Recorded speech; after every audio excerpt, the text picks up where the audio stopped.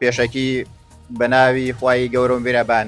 بە ناوی ڕێکخراوی داکۆبوو بە ناوی ئەندامانەوە لەم ڕۆژەدا بە خێراتنی گەنجان و چالاکەوانانی وڵاتی بەریتانیا دەکەین کە ئێمە ئەمڕۆ لێرەدا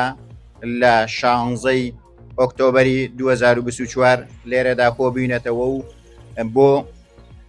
کۆبووینەتەوە ئەو یادی ئەو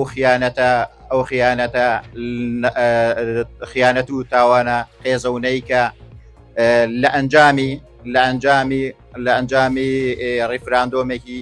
ناشایستە و نەشیا و لە کاتێکی نەگونجاوە کە سەرانی پارتی یەکێتی هەوڵیان داوە بۆ مەرامی سیاسی خۆیان ڕیفراندۆمێک بن و کە هیچ لەجێ خۆی نەبوو و بەرەنجامی ئەو ڕیفراندۆمە و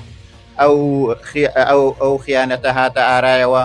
لە 16 ئۆکتۆبەری 2007 کە بووە هۆی لە دەستدانی لە 151 خاکی پیرۆزی هەرێمی کوردستان و چەندین کێشە و قەیران و شەڕ و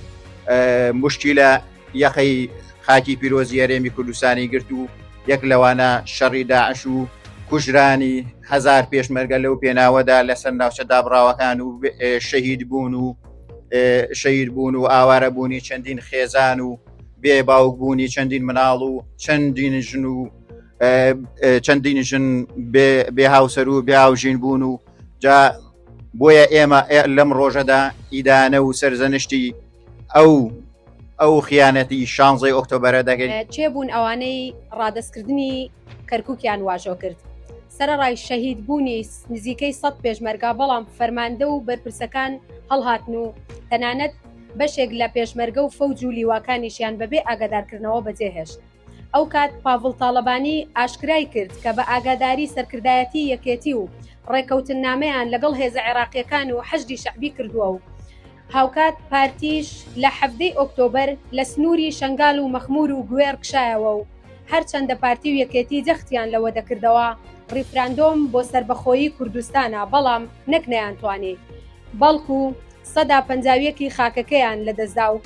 ئاواتەکەیان نەهاتە دی. لە شەو ڕۆژێکدا لە 150 خاک و کوردستانیان بەجێهێشت و ڕادستی سوپای عێراق و حەشدی شەعبیان کرد.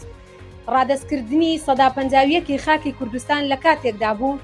کە پێشووتر کوردستان پاراستی بووی و ئەو سنوورانەیە بە سەدان پێشمەرگە و فەرماندە و شەهید کرابوون بەڵام پارتی و یەکێتی لە ماوەی کەمتر لە شەو ڕۆژێکدا ڕادستیان کرد. خێراتنی هەمولایەکەم سەرکەوتو بن هەمولایەک و ئێمە هاتوینە کۆبوونەوەمان کردووەکەوە بۆ سەرشۆڕکردنی ئەو کەسانی کەوا خیانەتی 16 ئۆکتۆبەریان کردووە. 16 ئۆکتۆبەر تەنها ڕۆژێک نییە کەوا ئێمە بڵین 16 ئۆکتۆبەر و بەڕێخین لەبەرەوەی ئەو شوێنە کوردستانی کەوا بەدەست هەرێمی کوردستانەوە بەدەستی پێشمەرگە و ئاسایش و دەسەڵاتدارانی کوردەوە بۆ هەموویان فەوتان و لەدەستیاندا.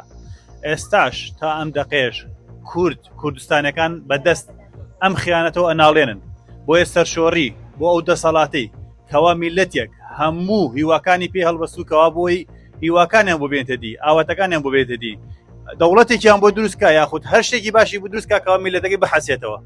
بەڵام بەداخەوە تەنها ئەوان فکریان لای نەوتەکان بوو چۆن نەوتەکانە بفرۆشن چۆن خاک و نیشتیمانەکە فرۆشن. 16 ئۆکتۆبەر تەنها 16 نییە 16 ئۆکتۆبەری تریش دروستە بێتەوە ئەگەر ئاوها بەردەوام بن ئەم حکومەتی ئێستا ئەگەر بێت و خۆیان چاک نەکەن و یەکگرتوو نەبن تا ئێستا کەش ناتوانیوە هێزەکانی پێشمەرگە یەک بگرێتەوە. ئەی حکومەتی بێ ناموس بکوژی ڕۆژنامە نووس حکومەتی بینە و بەڕۆ بەجێمان بێڵە و بڕۆ حکومەتی بینە و بەڕۆ بەجێمان بێڵە و بڕۆ. 16 ئۆکتۆبەری 2017 دێتەپەڕێت کە گروپێکی یەکێتی نیشتیمانی کوردستان بە ڕێکەوتن لەگەڵ گروپە میلیشەکانی عێراق دژی بەرژەوەندەکانی هەرێمی کوردستان ڕێکەوتن بۆ هۆی بەرامبەرزانی ناوچە کوردستانەکانی دەرەوەی ئیدارەی هەرێم. لە ڕۆژەدا شاری کەرکووک و لە 151 خاکی کوردستان لەلایەن گروپە میلیشەکانی عێراقەوە دەستی بەسەرتاگیرە. دوای خیانەتی 16 ئۆکتۆبەر و درۆشتی خاک و خەڵکی کوردستان دەیان کێشە لەو ناوچانە دروست بوون بە تایبەت کێشەی خاوەندارێتی سەویەکان و دەرکردنی کوردەکان و هەروەها تێکدانی. ئەمڕۆ بە هاوکاری ڕێکخراوی داکۆب ئەمڕۆ گرتبوونەوەیەکمان ئەنجامما کە مەبەستمان لە سەرزەنشتکردنی و کارەکە زەونە بوو کە لە 16 ئۆکتۆبەر بەرامبەر بە خەڵکی کوردستان و بەرامبەر بە کوردستانیانی عزیز کرا کە لە 150 خاکی هەرێمی کوردستانیان تەسلیمی هێزە عێراقیەکان و هەروەها بووە هۆکاری ئەوەی کە چەندەها پێشمەرگە شەهید بێت و تەنها ئیسفادەیە کە لەم کارە کردیان تەنها دەسەڵاتداری کوردی ئەوە بوو توانیان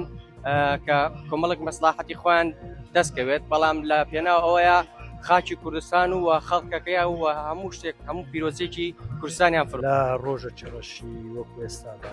16 ئۆکتۆبەردا کە لایەنێک لە لایەنەکان هەڵساتوانی 150 خاکی کوردستان تەسمیل بە لە دژمنانی گەلی کورد بکات بۆ ئێمە ڕێکخراویدا بۆ کۆبووینەوە ئیدانێ ئەو کارە خێزەڵێ دەکەین ئەوە هاتوین بۆ گربوونەوەی کە لە دژی دەسەڵاتی یەکێتی پارتی کە چە ساڵە بوونەتە مای بارگرانی بۆ کورد و کوردستان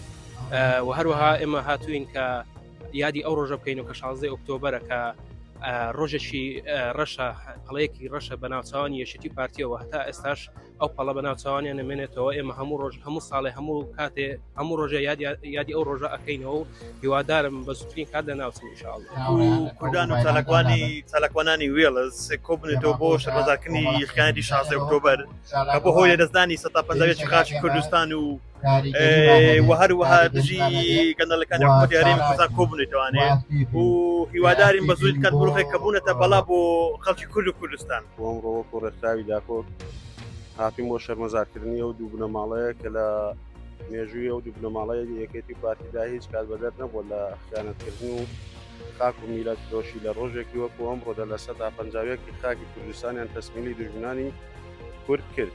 پارتی بە ناوی سەربەخۆیی یەکێتیش بە ناوی پاڵیاستنی بیرەنەوتەکان بۆیە ئێمە هاتووی شەرمەزاریان بکەین سەرشۆڕی بۆ بنەماڵەی یەکێتی و پارتی ئێمە کوردانی باشووری کوردستان و ڕێکخراوی داکۆ ئیرانەی 16 ئۆکتۆبەر پارتی یەکێتیەکەن دەڵێن بەس ئێستا خاکی خوێن و ئێمە بە دژمان مەفرۆشن وەکو سەلاافانێکی هیواداریشم لەوە هەڵبژاردنە ئەو چەند ڕۆژە حیزبی پارتی یەکێتی تەختی دەسەڵات بن پارتی ڕەنگەیالیستە یا جاش و تیرۆریستە پارتی ڕەنگەیالیستە یا جاش و تیرۆریستە